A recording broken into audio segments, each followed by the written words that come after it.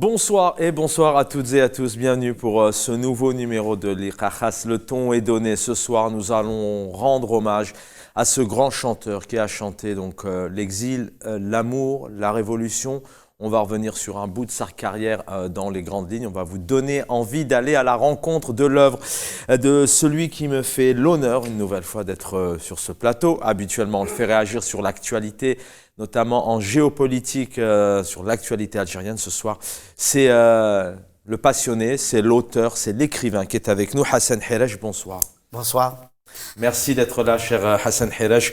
Slimane Azem, qu'on ne présente plus, mais il faut encore en parler. Et grâce à cette œuvre, eh bien, les futures générations, les jeunes d'aujourd'hui, les enfants d'aujourd'hui, et même ceux qui ne connaissent pas spécialement le patrimoine de la chanson berbère, la chanson kabyle, vont pouvoir aller à la rencontre de Slimane Azem, blessure et résilience chez l'Harmattan. Hassan Hirej, bonsoir une nouvelle fois. En 2 petites minutes, parce qu'on va en parler ce soir. Pourquoi Slimane Azem? Slimane Azem est un personnage qui a marqué le XXe siècle et qui a été marqué par ce même siècle. Donc pourquoi Slimane Azem aujourd'hui?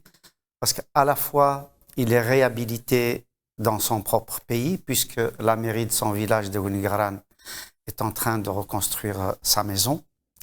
Il est réhabilité en France puisque le président Macron le cite parmi les noms prestigieux des grands hommes et des femmes célèbres qui sont issus de l'immigration et qui ont apporté beaucoup, non seulement à l'Algérie, non seulement à la France, mais à l'humanité entière.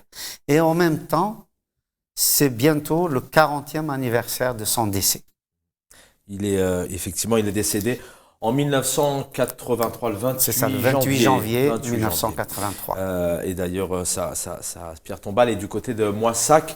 On va parler de vous quand même rapidement. Qui est Hassan Hirej? Alors, vous êtes né dans la même région, dans la wilaya Tizi Ouzou, à Ouadrien précisément. La Kabylie, c'est l'Algérie, la Kabylie, c'est un pays que vous aimez. D'ailleurs, vous combattez aussi d'une manière, vous militez pour que ce pays se développe et avance. Si je milite, c'est peut-être aussi parmi mes influenceurs, parmi mes mentors, mes guides. Peut-être que dès mon enfance, le fait d'avoir écouté les chansons de Slimane Azem, ça m'a peut-être porté justement sur cette défense à la fois des droits de l'homme, de la culture amazigh, de la justice, de la lutte pour la justice, tout simplement, et contre toute forme d'oppression. Slimane Azem, je connais évidemment l'itinéraire, et nous sommes issus de la même région. Donc, je suis d'Iouadrien, et de ma chambre, j'observe son village. Il n'y a qu'une vallée qui nous sépare. Donc, à Ouenigaran, où pour la première fois, j'ai découvert à l'âge de 14 ans comment étaient cultivées les cacahuètes. Voilà, donc c'était dans la terre. Donc c'est un grand personnage, à la fois pour la poésie, la musique, mais aussi pour la philosophie. Le militant que vous êtes, le défenseur aussi des droits de l'homme, à 12 ans, alors vous êtes tout jeune encore, mais à 12 ans, à l'indépendance, vous avez 12 ans, je laisse les téléspectateurs calculer pour ceux qui le souhaitent. Vous avez votre papa, Amqouran, à qui on a une pensée, dit c'est moi, qui perd la vie, qui perd ses biens. Vous avez vécu quand même cette période difficile en 62, dans des conditions pas possibles, une maison partiellement détruite, épicerie et café complètement pillés. C'est ce qui a fait aussi de l'homme que vous êtes aujourd'hui. Oui, je me souviens, j'avais 7 ans quand l'armée française a mitraillé la voiture de mon père. Elle est restée comme ça, criblée de balles jusqu'après l'indépendance. Donc, elle a servi de pièce de rechange à un ami de mon père qui avait la même voiture. Donc, oui, j'ai vécu, je suis un enfant de la guerre. Et donc, Slimane Azem, qui lui aussi est marqué par plusieurs guerres. D'abord, la Grande Guerre, 14-18. Il est né juste à la fin de cette Première Guerre mondiale.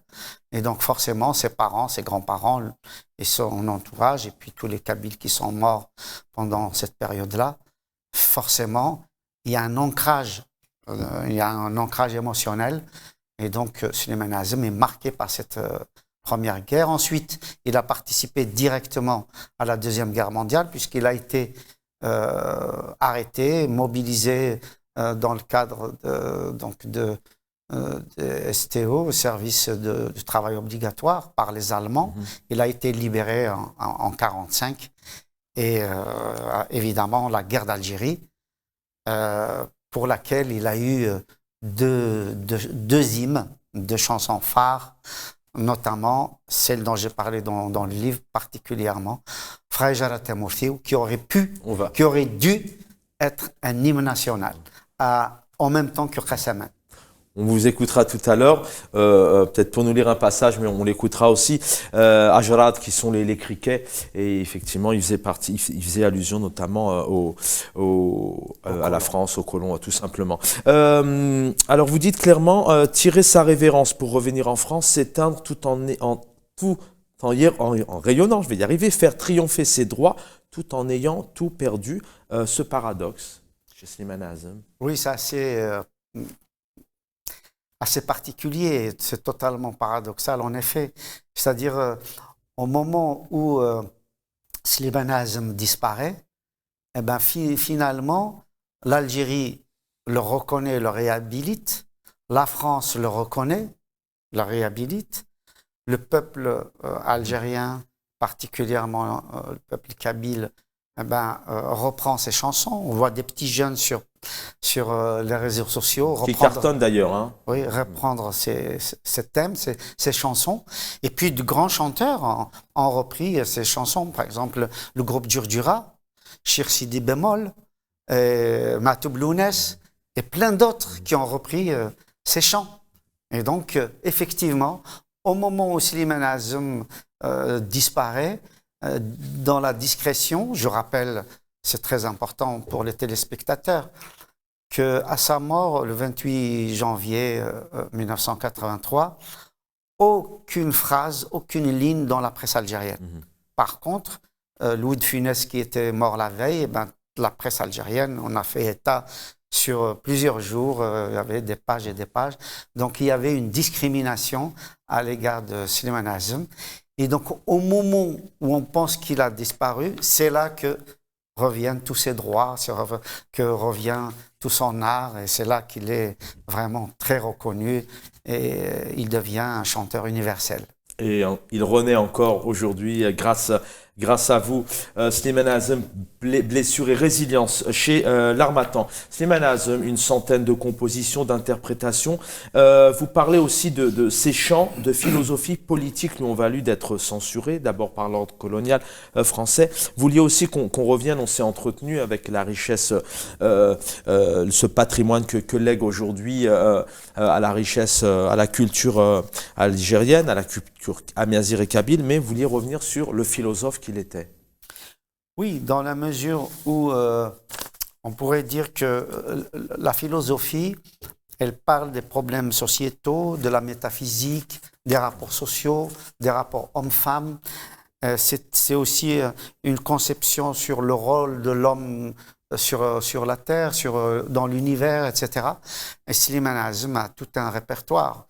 Par exemple, dans le chant de Varba d'Ariafon, il parle par exemple de l'usure de la terre bien avant les experts occidentaux. Il dit ça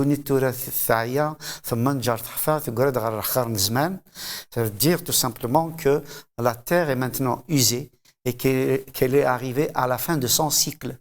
Et ça, c'était dans fin des années 40, début des années 50. Donc, il voyait très loin.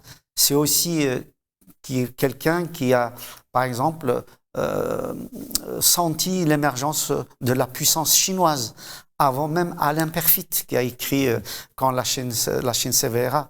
Slimane Azem, dans Tharwith Barou, il disait « Zik darus américain, de chinois ». Et puis, 60 ans après, même plus, 70 ans après, eh ben, on voit qu'aujourd'hui, effectivement, la Chine est seconde puissance mondiale. Et on peut multiplier, comme ça, il a prévu aussi l'homme qui allait atterrir, allait l'unir, donc allait conquérir la Lune. Et il disait même, attention, ils sont capables d'inventer un moteur avec lequel ils peuvent donc conquérir cette planète et nous anéantir. Il parle de la bombe atomique. Début des années 50, il disait que la bombe atomique est une arme de destruction massive. Et quand il dit nous, si nous le faisons de la bombe atomique, nous donc c'est tout à fait l'arme de destruction massive. On en parlait aussi de cette description d'Alger qu'il a.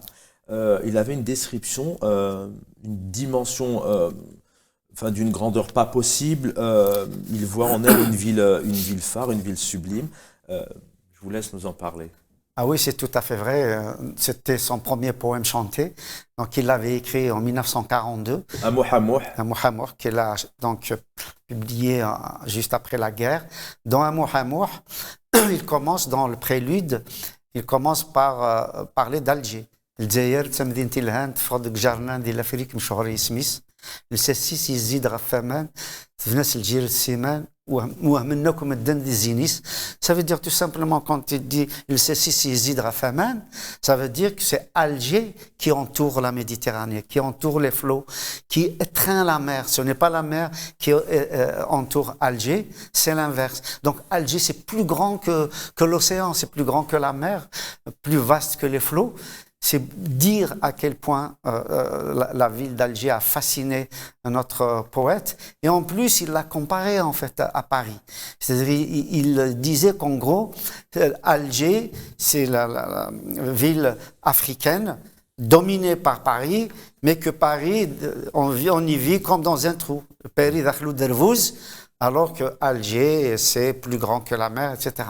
Donc, Alger est rival de Paris, Paris est rival d'Alger, mais Slimane Azm, évidemment, encense Alger et montre combien l'exil est difficile à Paris, combien on vit dans les ratières, d'autant plus qu'il a travaillé dans le métro en tant qu'aide électricien.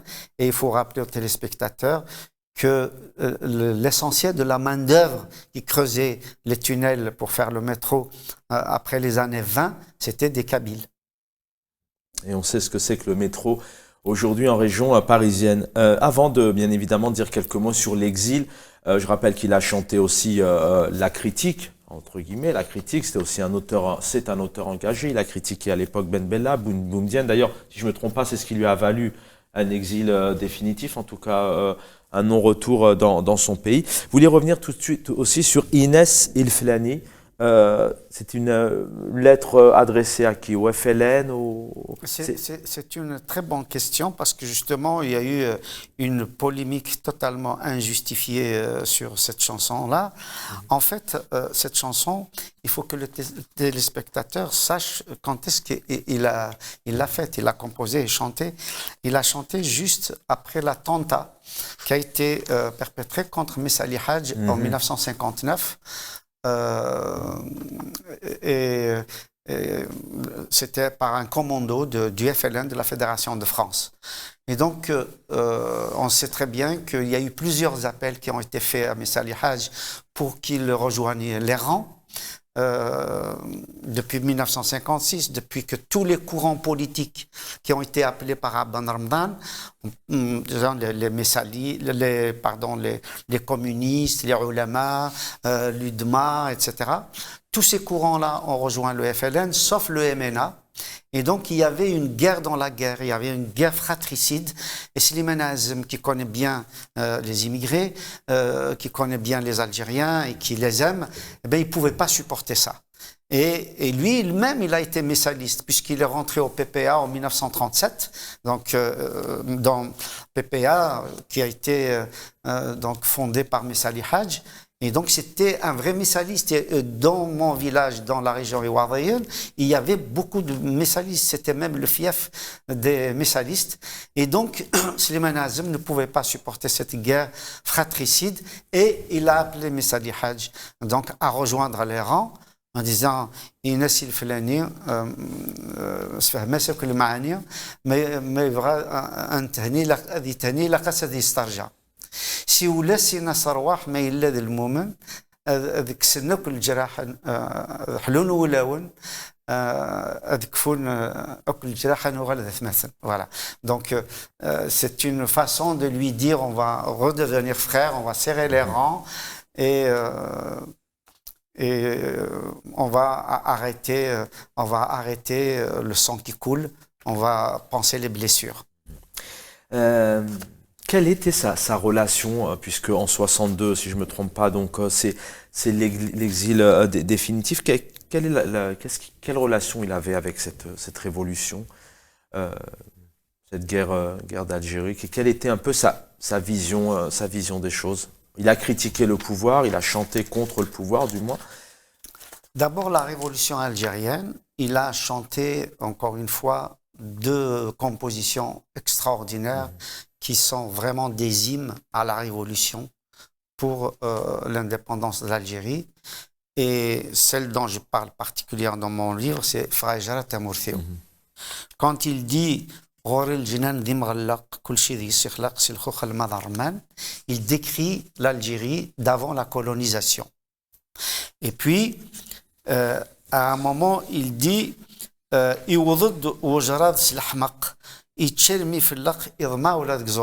il s'adresse là, effectivement, aux criquets qui subitement font sur cette propriété, sur le jardin que lui ont laissé les ancêtres, donc sur l'Algérie d'avant 1830. Et là, donc en comparant le criquet au colon, ou le colon plutôt au criquet, eh bien, il montre bien justement que ça ne peut pas durer. Et il appelle, pas seulement appelle, il donne l'ordre au criquet de quitter le territoire, de quitter l'Algérie, en disant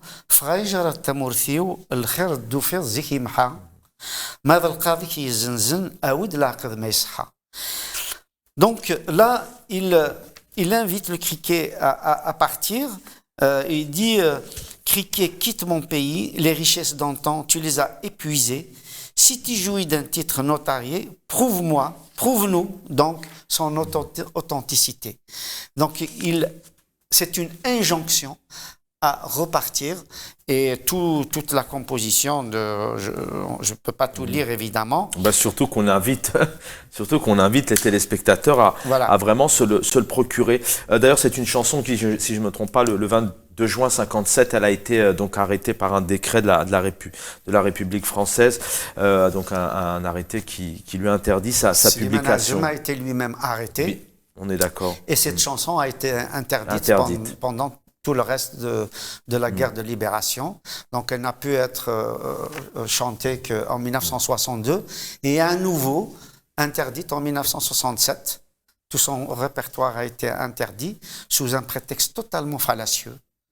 En fait, ce qui s'est passé à la guerre des 6 jours entre Israël et les Palestiniens, où l'Algérie était évidemment impliquée en faveur des Palestiniens, il y avait des chanteurs européens qui avaient pris position pour Israël et ils ont été interdits. Il y avait une liste dactylographiée, donc toute leur production était interdite en Algérie, et quelqu'un, et à ce jour on ne sait pas qui, a rajouté à la main, au stylo, le nom de Slimane Azem. Alors, est-ce que c'était un ennemi à lui? Est-ce que c'était un ennemi anti-kabyle? Est-ce que c'était un anti-algérien? Est-ce que c'était un pro-colon qui ne voulait pas que des chansons comme Fraïjara Tamourthio continuent d'être chantées et donc contre la colonisation? À ce jour, on ne sait pas. Mais il a été donc interdit de 1967 jusqu'à 1988. Donc jusqu'au 5 octobre, à la révolte des Algériens contre le régime en place. Hassan Helachi, il nous reste 5 minutes, on est en 2022, en 62 si je ne me trompe pas, c'est l'exil définitif de Slimane Azem. Il est interdit de retourner dans son pays qu'il aime tant. Je rappelle qu'il est né en 1918 et il décède en 1983. Il y a une vingtaine d'années tout de même après l'indépendance. Qu'est-ce qu'on sait de ce trauma? Est-ce que ça a été réellement un traumatisme à un moment donné qu'il ne puisse plus retourner dans son pays? Pourquoi je dis 2022 et c'est aussi votre combat? C'est qu'encore aujourd'hui, il y a des Algériens et des Algériennes qui malheureusement sont interdits soit de voyager pour des raisons de liberté, ou soit de retourner dans leur pays parce qu'ils sont à l'étranger, pour tout simplement parce qu'ils sont artistes, peintres, ils sont sur les réseaux sociaux par exemple, ou militent dans un parti politique. Qu'est-ce qu'on sait de Slimane Azem sur cette vingtaine d'années où il n'a pas pu revoir sa terre? En fait, il faut d'abord dire que Slimane Azem n'a jamais été interdit de séjour en Algérie. Officiellement. Rien d'officiel. D'accord. Mais comme tout homme politique, comme Hossein El Ahmed, comme Bessaoud Mohandarab, comme Mohamed Khider, comme Krim Belkacem, etc., comme tous les grands hommes de l'époque qui ont été exilés par le régime depuis 1962, il avait peur, comme aujourd'hui d'ailleurs un certain nombre d'activistes, on veut dire, politiques, ils ont peur de repartir en Algérie, de peur d'être arrêtés. En tout cas, ça signifiait qu'il y avait tout de même une atmosphère, un environnement un peu tendu, quelque chose de répressif. C'est ça, d'autant plus que c'est le premier à avoir eu un répertoire de philosophie politique. C'est-à-dire qu'il critiquait le régime. C'est quelqu'un qui a critiqué la colonisation, mais aussi qui a critiqué le régime post-indépendance. Et il a eu notamment des compositions absolument, on va dire, assez virulentes contre Ben Bella et contre Boumediene. Dans la chanson, par exemple, Imqarqar Bmzoun, il parle bien de Boumediene. Et quand Yaouyak Ahmed, là, c'est clair, c'était Ben Bella. Tu es devenu comme tordu, c'est-à-dire que tu n'arrives pas à bien gouverner ton pays, mais au contraire, tu as une politique justement qui ne convient pas aux aspirations du peuple algérien. Donc le fait qu'il ait des compositions contre le régime en place, qu'il dénonçait justement la dictature, eh bien, comme il a été victime de l'ordre colonial, il a été victime aussi de l'ordre dictatorial. Et donc, il en a souffert, il a beaucoup de chansons où il montre qu'il aime l'Algérie, qu'il veut bien repartir en Algérie. Et la bonne nouvelle quand même, c'est que Famourthi Ouaziz, donc il parle de l'Algérie, Algérie mon amour, eh ben, elle est sortie dans le livre de 4e AM en Algérie. Donc c'est officiellement qu'on a commencé à reprendre le répertoire de Slimane Azem. Il a été aussi comédien, humoriste. Hein. Il y a quand même pas mal de sketchs avec Cheikh Nordine. Oui. Hein, en fait, il a été... C'est à mourir de rire. C'est la critique sociale, voilà, dans ces compositions-là. Donc il a chanté la critique sociale, il a chanté la philosophie, il a chanté la politique, le politique, la géopolitique, etc., l'écologie. C'est un homme qui a embrassé pratiquement tous les sujets d'actualité. La politique, il ne s'est jamais réellement impliqué dans un parti politique en tant que tel, ou c'était peut-être un souhait après l'indépendance, puisqu'on rappelle qu'il n'a pas vécu les premières années en Algérie. Depuis son expérience au PPA, puisqu'il était adhérent au PPA, il n'a plus adhéré à aucun parti politique, sauf qu'il a soutenu le FLN pendant la guerre. Et en 1956, donc, il avait sorti cette composition de Frère Jarat Mourthiou, et notamment aussi Idhar Douagoul, pour parler du drapeau algérien, pour dire que le drapeau algérien est désormais sorti de l'ombre et comme la lumière des astres. 30 dernières secondes pour tous les jeunes qui nous regardent. Certains reprennent ces chansons, effectivement.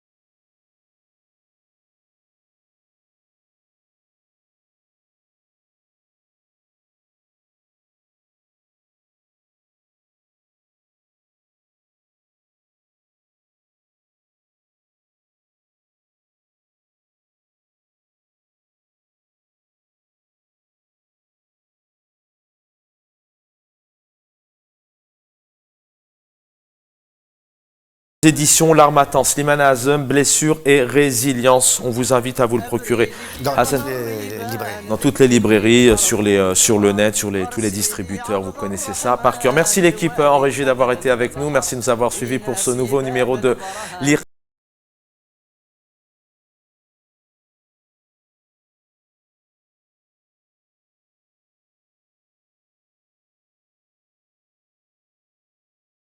علمني